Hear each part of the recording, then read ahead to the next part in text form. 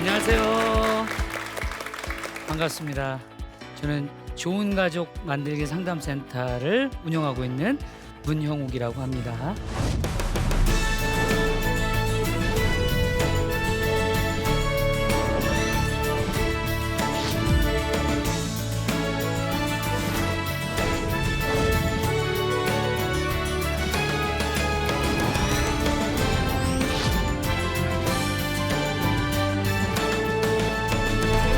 저는 가정에 대한 생각이 좀 많아요. 제가 가정에서 어려운 여러 가지에 있는 분들을 상담을 하다 보니까 가정에서 제일 어려웠던 게 뭘까 보면 가정을 이루는 단계에 제일 중요했던 게 사랑이었던 것 같아요. 그런데 사랑을 하는데 사랑하는 방법을 몰라서 우리 가정이 자꾸 흔들리고 있더라고요. 그래서 오늘 여러분들과 함께 이야기 나누고 싶은 내용은 우리가 이렇게 갈등이 생겼을 때 어떻게 우리가 이야기를 통해서 사랑을 다시 한번 회복할 것인가, 이 사랑에 대한 이야기를 여러분들과 함께 같이 즐겁고 재미있게 함께 해보도록 하겠습니다. 여러분 사랑 해보셨어요? 그래요? 사랑이 뭐예요? 달콤하다, 또 하나 설레인다, 뭐 이런 이야기들을 많이 하시는데, 물론 달콤하고 설레이는 것도 사랑이죠. 그런데 그게 다일까요? 사랑에 다? 그렇지 않은 것 같아요. 그 사랑에 대해서 알기 위해서 여러분 함께 할 건데요. 여러분 사랑의 반대말이 미움, 증오. 좋습니다. 또 뭐라고요? 무관심. 그렇다면 사랑은 뭐죠? 야, 관심입니다. 관심. 예. 이렇게 우리가 좀 사랑하면서 살면 좋은데, 중요한 건 우리가 가족 관계 안에도 보면 이렇게 마음이 자꾸 상하고 이 마음이 막 병들어요. 이런 모든 것들을 뭐라고 할까요? 학대라고 얘기합니다. 학대. 여러분 어떠세요? 학대는 여러분과 관계가 좀 가까우세요? 나랑은 학대는 전혀 아닌 것 같으세요? 여러분 이 학대가, 여러분 이제 우리가 같이 공부하다 보면 깜짝 놀랄 겁니다. 어머나, 내가 이렇게 학대를 많이 하고 있었구나. 예. 여러분들도 모르는 사이 나도 모르게 학대하고 있다라는 거 우리가 함께 좀 고민을 좀 해봤으면 좋겠고요. 학대하면 생각나는 게 여러분 뭐가 있어요? 때리는 거, 또 욕하는 거, 예, 또 굶기는 거, 뭐 등등등등 있습니다. 그래서 사랑의 이 학대에 대한 이야기를 좀 한번 해보면요. 첫 번째 학대, 여러분 지금 얘기하신 신체적인 학대는 이제 이런 거죠. 예, 성적인 학대, 구타, 방임, 뭐 이런 것들이 실제로 신적인 학대. 여러분 너무 잘 아는 학대예요. 그러니까 여러분들은 이런 게 연관이 안 돼 있다 보니까 나는 학대가 멀어라고 얘기하실 수는 있어요. 하지만 학대는 거기뿐만이 아니죠. 이렇게 경제적인 학대라는 게 또 있어요. 이런 거 임금 주지 않는 거, 생활비 같은 거 주지 않는 거, 이런 것도 학대입니다. 예. 그리고 또 하나 정신적인 학대가 있어요. 이런 정신적인 학대 중에 정서적 학대는 이런 겁니다. 놀란 거예요. 아빠가 엄마를 때리는 것을 보는 아이에게. 그러니까 아빠가 예를 들면 엄마를 때렸어. 그럼 엄마는 무슨 학대를 받은 거예요? 신체적인 학대를 받은 거예요. 그런데 그 자녀들은 뭘까요? 정서적 학대를 받고 있다는 거예요. 그래서 우리가 직접적으로 얘기하지 않더라도 여러분의 자녀들에게도 저는 여러분의 아이들이 보는 앞에서 화해하는 모습을 좀 보여줬으면 좋겠어요.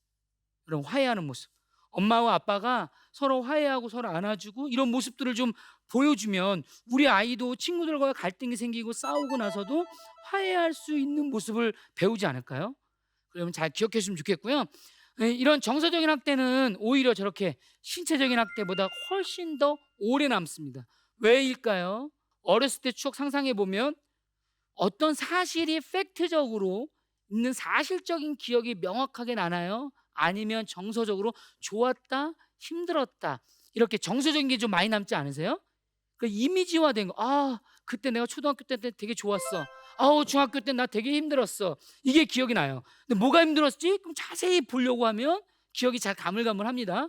그러니까 이 정서는 훨씬 더 오래가요. 그래서 여러분이 이 부부관계 안에서 아이가 보는 앞에 싸우지 않았으면 좋겠습니다. 언어적인 학대에는 또 이런 게 있죠. 욕하고, 여러분 아는 거. 그리고 여기 자세히 보면 좀 흐리긴 하지만요. 아주 중요한 맨 마지막 게 있습니다. 강요라는 게 있어요. 이게 이제 우리가 여러분에게 좀 많은 이야기를 좀 하고 싶은 게 저 강요인데, 강요가 뭐죠?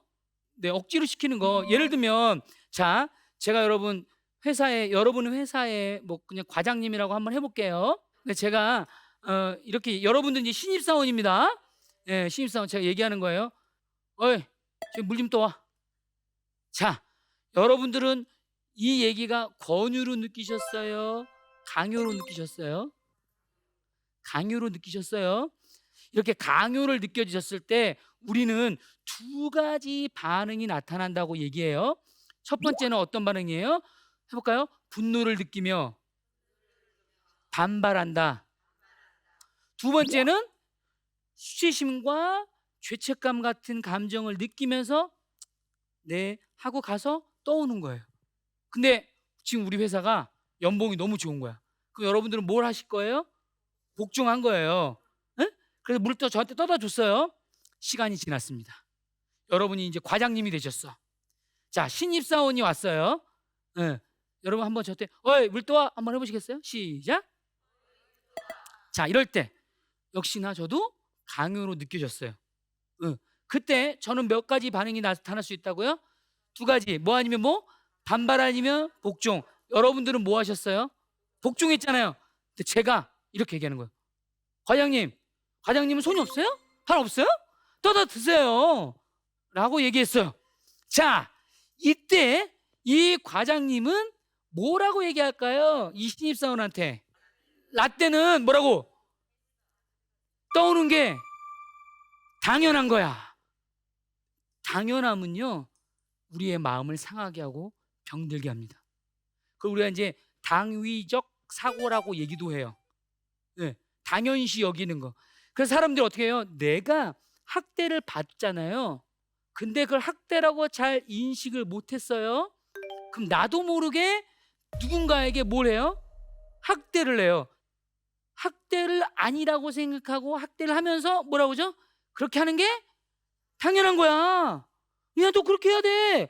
나 때는 말이야. 라고 얘기하게 되어 있는 거예요. 그래서 우리가 우리의 마음속에 뭘 좀 내려놓으면 좋을까? 당위적 사고를 내려놓자. 자, 이렇게 강요를 느끼게 되면 보시는 것처럼 관계 안에서 소외가 되거나 단절이 됩니다. 근데 이 당연하게 딱 생각하는 순간엔 여러분들이 뭘 하게 되냐면 분노하게 되죠. 분노. 그럼 분노는 죄일까요? 죄가 아닐까요? 분노는 죄가 아니죠. 분노는 죄가 아니. 여러분, 분노는 감정의 하나예요. 그 문제는 뭐냐면 분노하면 풀지 않는 게 죄가 될 수 있고, 또 하나는 분노할 때 어떻게 해요? 행동으로 심하게 욕을 하거나 짐을 막 집어 던지거나, 이게 분노잖아요. 이럴 때 죄를 범할 수가 있다. 그런데 이 분노에는 뭐가 있대요? 감정이 있습니다. 어떤 감정이? 숨겨진 감정이 있어요. 저 어렸을 때는 저희 아버님이 이렇게 약주를 드시고 오시면 문을 열고 항상 이 새벽 2시에 들어오셔가지고 저를 막 발로 차면 깨우는 거예요. 이 자식들, 아버지가 왔는데 인사도 안 해! 막 이러면서. 근데 제가 어렸을 때는 제 마음속에 어떤 마음이었냐면 이해가 안 가. 왜 저러실까? 이랬거든요. 그런데 제가 해석을 바꿨어요. 우리 아버지도 그러실 수도 있었겠구나. 아버지 마음속에도 어떠한 감정이, 숨겨진 감정이 있었을 텐데 우리에게 말을 못 하셨구나. 그게 뭐였나? 서운함이었어. 그리고 세 번째는 분노는 요구를 담고 있다고 써 있잖아요. 우리 아버지가 원하는 게 뭐였나? 저희 아버지가 원했던 거 뭐냐면 아버지로서 존중받고 싶었던 거예요.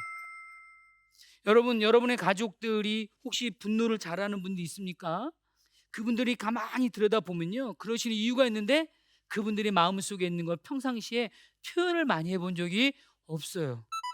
그래서 내가 뭘 표현할지 모르니까 그냥 화로 그냥 얘기해버리는 거죠. 그래서 우리가 그분들에게 다가가서 정말 이 사람의 마음속에는 어떤 감정이 있을까, 그리고 그 감정을 읽어주는 거예요.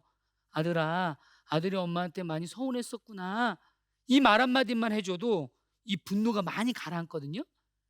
어쨌든 학대를 하게 되면 불편하고 이제 학대가 이런 게 거겠구나라고 느끼는데 전혀 학대 같지 않은데 이게 학대래요. 특히 언어적인 학대 이게 있습니다. 한번 맞춰보실래요? 세 글자거든요. 세 글자. 힌트는 엄마들이 좀 많이 하셔. 정답은 잔소리입니다. 잔소리. 어우, 잔소리 왜 하세요? 우리 애들 공부 안 하면 여러분 뭐 하죠? 공부해라, 공부해라, 공부해라, 공부해라. 끊임없이 잔소리 하시죠? 괜찮아요. 자수하셔도 됩니다. 근데 여러분들은 아이들한테 뭐라고 얘기해요? 엄마는 잔소리 안 해. 아빠 잔소리 한 적 없어. 이렇게 얘기하는데 아이들은 맨날 우리 엄마는 잔소리해요. 뭐 이런단 말이에요. 네. 왜 할까? 왜? 내성이 생겨가지고 내가 잔소리를 하지 않으면 내가 원하는 거 없고 못 얻는 것 같이 느껴져요. 그 내가 원하는 게 내가 원하는 걸 잘 모르는 분들이 이 잔소리도 많이 해요. 여러분 실제로 아이들 공부해라 공부해라는 거 여러분이 원하는 게 뭐예요? 아이가 공부를 집중해서 나중에 꿈을 찾고 비전을 찾고 그 자기가 하고 싶은 걸 마음 놓고 했으면 좋겠어. 이게 여러분이 원하시는 거잖아요. 근데 왜 여러분들은 원하지 않는 빨리 공부하라고 들어가라고 뭐 이렇게 하시는 이유는 뭘까요? 잔소리는요 끊임없이 여러분들의 뇌성으로 생겨서 또 하고 또 하고 또 하고 반복을 해요. 그래서 우리는 이 잔소리가 이렇게 가정폭력과 버금갑니다. 학대 왜 할까요? 바로 이건데요. 해볼까요? 자신이 원하는 것을 얻을 수 있는 방법을 모를 때. 그러니까 이게 왜 하냐? 내가 사랑이 뭔지, 내가 원하는 게 뭔지를 모르면 학대를 하게 돼요. 여러분 손을 잘 씻게 하는 방법이 뭐가 있을까요? 여러분들이 솔솔 쏘면서 보여주는 거예요. 여러분이 손도 씻고 깨끗이 있어주는 거. 공부를 잘하게 하는 방법이 뭐죠? 좋은 말 할 때 공부방에 들어가라. 안 들어가면 용돈 없어. 이거예요. 너 이번에 점수 몇 점 맞으면 내가 뭐 해줄게. 뭐 이런 거. 이런 건 조건적인 거죠. 이렇게 이야기를 해요. 왜? 두 번째 있죠. 쉽고 빠르게 내가 얻으려고 할 때. 그러니까 애들이 공부를 빨리 하게 하는 방법은 뭐냐면 여러분들이 학대하는 거야. 응. 학대를 하면 애들은 뭐예요? 쉽고 빨리 해요. 그러면 여러분 행동은 하지만 뭐는 없어요? 사랑 없이 결과도 없습니다. 응. 학대하는 이유는 여러분 기억하시면 해볼까요? 사랑하는 방법을 모를 때 쉽고 빠르게 내가 원하는 것을 얻으려 할 때. 스마트폰 어떠세요? 쉽고 빠르게 정보를 제공해 주지 않으세요? 그래서 이게 때로는 우리에게 학대를 하는 거예요. 이게 좀 우리가 천천히 하나하나씩 찾아가면서 공부를 해야 되는데 아이들이 이제 정답만 아는 거예요. 그 과정도 모르고. 그래서 이게 참 쉽고 빠른 게 결코 뭐 좋은 것만 아닌 것 같아요. 물론 우리에게 편리한 것도 주긴 하지만. 자, 그렇습니다. 이 마음을 상하게 하는 언어 패턴 이런 게 있죠. 옳고 그름을 판단하는 거. 예를 들면 이런 거예요. 아유 저기 여보 오늘 내가 옆집 아줌마하고 싸웠는데 말이야 오늘 기분이 안 좋아. 그래 남편이 앉아가지고 이렇게 얘기해요. 그래 한번 얘기해봐. 하고 딱 적는 거야. 막 적어. 그러더니 60%는 저 아줌마가 잘못했는데 당신도 40%는 잘못했어. 여러분 딱 이러면 기분이 어떠세요? 어우 굉장히 마음이 상하죠. 옳고 그름을 막 판단하는 거야. 나는 지금 여보 내가 옆집 아줌마가 싸웠어. 이거 왜 얘기한 거예요? 내 편 좀 들어줘. 공감 좀 해줘라. 그건데 거기에서 막 적어가지고 이건 잘못 다음부터는 이걸 하지 마. 저 아줌마도 물론 잘못했지만 너도 잘못한 게 많아. 막 이렇게 얘기하면 굉장히 속상하다는 거죠. 네. 그리고 두 번째는 비난하는 거. 여러분 비난하는 거 있죠? 쟤왜 저런지 몰라. 그리고 비난할 때 꼭 어떻게 해? 존재를 비난을 해. 존재를. 그 자존감이 상하는 언어를 많이 쓰면 굉장히 마음이 상합니다. 그리고 또 하나는 꼬리표 달기예요. 어머 이 사람 너무 잘 웃어 그러잖아요. 나도 인상 쓰고 화를 한번 내보고 싶잖아요. 근데 이렇게 웃는 거야. 왜? 꼬리표 달려가지고. 여러분 꼬리표 달지 마세요. 네. 마음이 상합니다. 그리고 비교하는 거. 옆집 아줌마는 몸매가 날씬하네. 옆집 아빠는 돈이 월급이 얼마네. 이렇게 비교하면 비교당하는 순간에 마음이 상하고 영혼이 상합니다. 비교하지 않고. 그리고 제가 오늘 여러분에게 계속 강조했던 당연하게 여기는 것들. 이런 것들이 우리의 마음을 상하게 하고 병들게 하는 언어 패턴들입니다. 그렇다면 우리는 저런 패턴을 하지 말고 이제는 뭘 해야 되죠? 사랑을 해야죠. 사랑. 그래서 사랑이 뭐냐고 물으신다면 눈물의 씨앗이라고 말하려고 하시나요? 사랑에 대한 이야기를 그래서 한번 해볼 겁니다. 자, 사랑에는 첫 번째 읽어볼까요? 따뜻한 마음. 네, 두 번째는 열정. 세 번째는 헌신. 이 세 가지가 함께 어우러져야 돼요. 따뜻한 마음에는 또 세 가지가 있어요. 자, 뭐가 있냐면 해볼까요? 존중, 배려, 신뢰. 자, 이 존중이 뭐냐? 나와 다른 것을 인정해 주는 거. 자, 여러분들은 여러분의 자녀들과 같아요, 달라요? 달라요? 그럼 우리 아이를 사랑한다라는 건 어떤 거예요? 다른 우리 아이를 뭐 하는 거죠? 인정해 주는 겁니다. 내가 그렇게 돼야겠다라는 건 아닙니다. 하지만 그 아이들의 그 마음을 내가 인정해 주는 거. 그걸 우리가 뭐라고 해요? 존중이라고 합니다. 남자와 여자는 달라요. 달라서 다른 것 중에 제일 많이 다른 게 뭐죠? 이 언어래잖아요. 여러분 너무 많이 들었죠? 뭐 남자들은 하루에 뭐 8,000마디에서 10,000마디 하고 여성분들은 20,000마디 한다. 뭐 이런 얘기 하잖아요. 이렇게 각 성향별로 다르다는 것을 인정해 주는 거, 이게 이제 존중입니다. 자, 두 번째는 배려예요. 뭐라고요?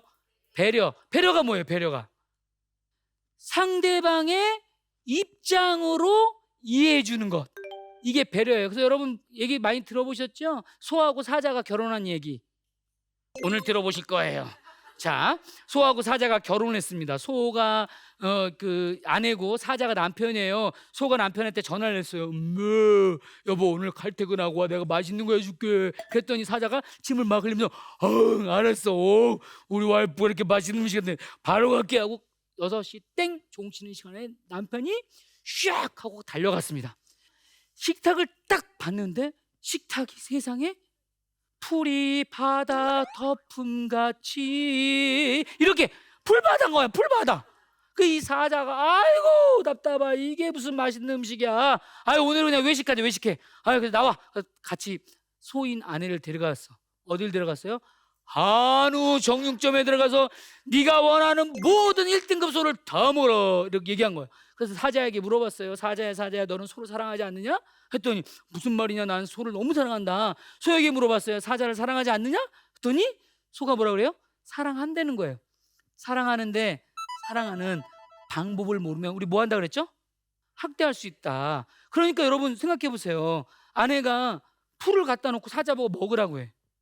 그 남편이 얼마나 속상했겠어요. 그죠? 상대방의 입장으로 얘기해 줄 때 사랑을 느낀다는 거예요. 그게 바로 배려입니다. 마지막 세 번째는 신뢰예요. 신뢰는 뭐죠? 바로 고백할 수 있는 마음입니다. 고백할 수 있는 마음. 여러분 내가 누군가를 신뢰한다? 하나님을 신뢰한다? 여러분들은 뭐 하세요? 신뢰하기 때문에 기도합니다. 여러분 기도하는데 하나님이 너 일로 와 딱 써. 너 누가 그러라 그랬어? 이러시나요? 하나님은 여러분들의 죄를 정결하게 흰 도화지처럼 깨끗하게 어제도 지은 죄, 오늘도 지은 죄, 미래에 지은 죄까지 용서하신대요. 그런 하나님이에요. 그래서 여러분들 그분을 신뢰하기 때문에 여러분들 그분 앞에 가면 고백을 합니다. 우리의 삶 속에 여러분의 배우자에게, 여러분의 자녀에게, 여러분의 부모님에게 여러분 신뢰한다라는 의미는 여러분들에게 누군가가 내가 고백할 수 있어야 돼. 그런데 내가 얘기하면 우리 엄마가 옳고 그름을 판단하거나 내가 이야기만 하면 옆집에는 너보다 더 잘하던데? 라고 비교한다면 내가 신뢰하지 못하기 때문에 절대로 여러분들에게 이야기를 할 수가 없게 되죠. 그러면 어때요? 학대적인 관계를 또 갑니다. 그렇지만 여러분들이 무슨 얘기를 해도 여러분 들어줄 수 있는 마음이 있다면 여러분들에게 고백할 거예요. 여보 나 오늘 힘든 일 있었어. 그냥 아무 말 없이 손 한번 꾹 잡아주고 한번 안아주고 동투덕투다투다. 그래 내가 있고 우리 하나님 지켜주시니까 우리 힘내자. 뭐 이렇게 얘기를 해준다면 신뢰하는 마음이 생겨서 따뜻한 마음이 생기겠죠? 그게 바로 사랑입니다. 예, 이걸 여러분들이 꼭 기억하셔야 됩니다. 그리고 두 번째 열정에도 또 이렇게 세 가지가 있어요. 기쁨, 보람, 즐거움. 여러분 이 열정은 기쁨으로 얘기하는 겁니다. 예를 들면 보세요. 내가 그래 너의 입장에서 내가 얘기할게 라고 얘기할 때 비언어 표정을 기뻐하지 않아. 어떻게 해요? 그래, 내가 너 할게 한다고. 여러분, 이러면 이거 한다는 뜻이에요? 안 한다는 뜻이에요? 안 한다는 뜻이죠. 뭐가 없어? 뭐가? 기쁨이 없어. 여러분, 여러분의 자녀, 여러분의 배우자 만날 때는 기쁨으로 좀 만나시고, 우리가 뭔가를 결정을 해요. 예를 들면 이번에 여러분 휴가 다녀오셨나요? 휴가를 갈 때 어떤 분들은 산으로 가자, 어떤 분들은 바다로 가자, 어떤 분은 호수로 가자, 어떤 분은 뭐 호텔로 가자 등등등 얘기하겠죠. 근데 내가 예를 들면 산으로 가고 싶은데 내 배우자가 자꾸 바다로 가재. 그래서 그냥 어쩔 수 없이 내가 바다를 선택을 했어. 여러분, 여기서 어쩔 수 없이라는 단어는 쓰지 않았으면 좋겠어요. 자, 내가 바다로 가기로 결정하면 한번 따라해볼까요? 흔쾌히 가자. 어떻게 가자고요? 흔쾌히, 기쁘게 흔쾌히 가는 겁니다. 왜? 그걸 누가 선택한 거니까. 네, 내가 가기로 결정하면, 그럼 결정하기 전에는 함께 토론하고 얘기를 하려죠. 네, 이 기쁨은 매우 중요합니다. 두 번째는 보람이에요. 여러분 어떠세요? 여러분들은 보람된 일로 여러분의 사랑, 여러분의 재능, 여러분의 물질, 여러분의 건강 등을 우리보다 조금 더 좀 연약하고 힘들고 내가 필요한 그곳에, 하나님의 역사가 필요한 그곳에 여러분들은 보람되게 쓰고 계시나요? 여러분이 지금까지 그러지 않았다면 이 순간부터는 여러분들이 이제 좀 썼으면 좋겠습니다. 정말 이제 즐겁게 하세요. 즐겁게. 여러분, 그냥 할 때 그냥 대충대충 하지 마시고 무엇을 하나 하더라도 즐거운 마음으로 기쁘고 보람차게 여러분이 할 때 여러분 열정적으로 하게 됩니다. 사랑은 그렇게 하는 게 사랑이랍니다. 그리고 마지막에 헌신은 뭐냐면 대가를 바라지 않는 무조건적 사랑이라고 얘기합니다. 여러분, 제가 아까도 잠깐 말씀드렸지만 예를 들면 너 공부 이번에 1등하면 뭐 사줄게. 이건 어떤 거예요? 바로 조건적 사랑. 그러나 예수님은 우리에게 어떻게 했죠? 여러분, 마지막에 뭐라고 말씀하셨죠? 다 이루었다. 여러분, 저는 그 말씀이 너무 감격적인 게 예수님이 그냥 나만 믿어. 그러면 너희들은 다 돼. 너무 멋지지 않아요? 이런 헌신의 사랑이 어디 있습니까? 여러분, 여러분들이 자녀를 사랑한다면 이렇게 무조건적인 사랑이 필요해요. 조건을 주려 하지 마십시오. 헌신을 주는 겁니다. 그냥 내가 할 수 있는 거 다 해보는 거예요. 그게 헌신의 사랑이에요. 이 세 가지의 사랑이 우리가 함께 가야 되는데요, 문제는 이겁니다. 따뜻하게 사랑도 하고 굉장히 열정적으로 하고, 그리고 이 선생님이 저에게 해주지 않아도 나는 해주는 거예요. 대가 없이 난 했어요. 그러면 이렇게 삼각형이 됩니다. 예쁜 삼각형. 그런데 예를 들면 제가 따뜻하고 열정으로 했는데 이러는 거예요. 선생님도 다음번에 저한테 그렇게 하세요 라고 조건을 달았어. 그럼 삼각형이 이렇게 생기게 돼요. 여러분, 실선 보이시나요? 저렇게 생기면 나머지 저 빈칸을 우리는 하기 위해서 뭘 하냐? 학대를 하는 거예요. 그래서 사랑하지 않아서 하는 게 아니라 사랑이라는 이름으로 우리가 학대를 잘못하면 할 수 있게 됩니다. 여러분, 사람들은요 완벽한 사랑을 하려고 해요. 그래서 모든 것들이 최고로 올라가고 최고로 돼야 된다고 생각합니다. 하지만 완벽한 사랑, 완전한 사랑은 예수님이 우리에게 사랑해 주는 것 말고는 없습니다. 우리 인간들, 우리 사이에는 저는 여러분들이 온전한 사랑을 했으면 좋겠어요. 이 온전한 사랑은 뭐냐면 내가 할 수 있는 거 다 해보는 겁니다. 여러분들은 오늘 하나님이 주신 여러분의 재능, 여러분의 모든 이 달란트들을 100% 쓰시고 오늘 하루를 주무시는지, 아니면 여러분의 자녀를 만나면 끊임없이 비난하고 옳고 그름을 판단하고 비교해서 아이들의 마음을 힘들게 하고 살고 있지는 않는지 여러분 한번 점검해 보시면 좋겠고요. 여러분이 하실 수 있는 거 오늘 즐겁게 사랑을 흘려보내셨으면 정말 좋겠습니다. 제가 여러분에게 이야기를 전달해드리고 싶은 내용은 여기까지고요.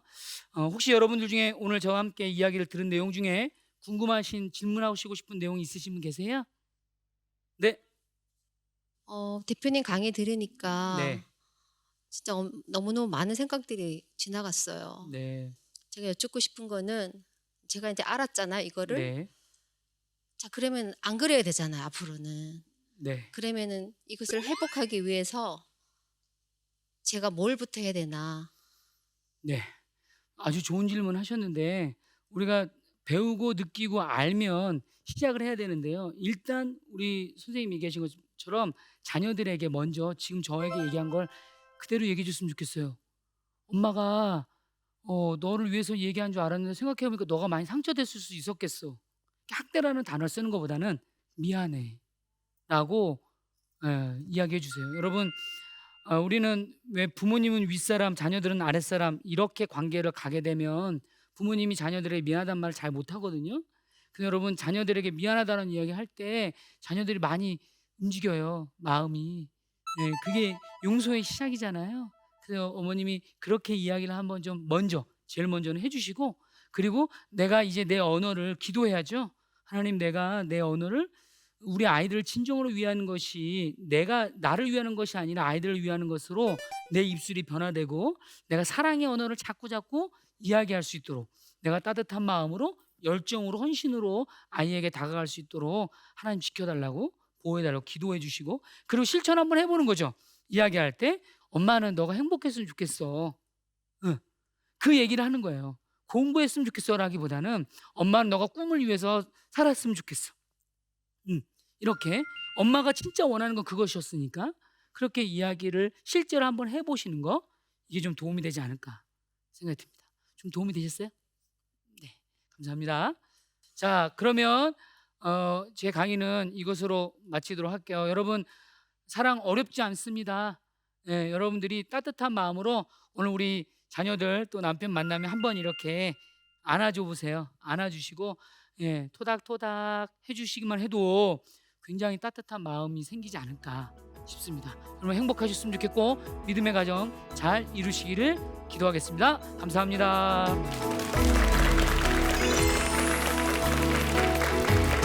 우리가 가족관계 안에도 보면 이렇게 마음이 자꾸 상하고 이 마음이 막 병들어요. 이런 모든 것들을 뭐라고 할까요? 학대라고 얘기합니다. 학대하는 이유는 또 여러분 기억하셔야 돼요. 해볼까요? 사랑하는 방법을 모를 때, 쉽고 빠르게 내가 원하는 것을 얻으려 할 때. 자, 사랑에는 첫 번째 읽어볼까요? 따뜻한 마음. 두 번째는 열정. 세 번째는 헌신. 이 세 가지가 함께 어우러져야 돼요. 완전한 사랑은 예수님이 우리에게 사랑해 주는 것 말고는 없습니다. 저는 여러분들이 온전한 사랑을 했으면 좋겠어요. 이 온전한 사랑은 뭐냐면 내가 할 수 있는 거 다 해보는 거죠. 여러분, 진정한 사랑은 뭐냐면 내가 할 수 있는 거 다 해보는 거예요. 여러분이 하실 수 있는 거 오늘 즐겁게 사랑을 흘려보내셨으면 정말 좋겠습니다.